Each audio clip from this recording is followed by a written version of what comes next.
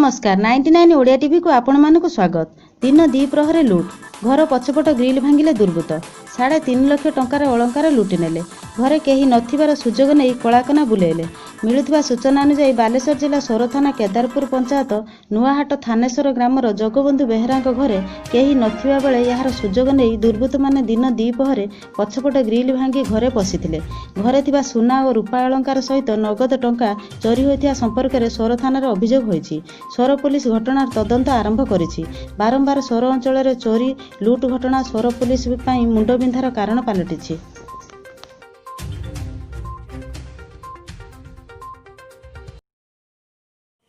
आरती बेहरा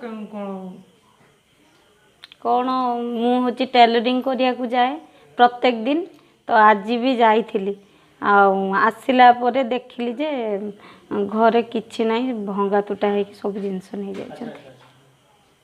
4 लाख टंकार सब जिनस गहना टंका सब नहीं हाँ थाना को जाई एफआईआर दिया। चारटा चेन नहीं, गोटे मंगलसूत्र नहीं, कानफुल नहीं गोटे, आउ 3टा नाक फुल, 4टा मुदी सुना मुदी, आउ 2टा बाजू, आउ पाउजी, आउ 4टा रगड़ा, आउ टंका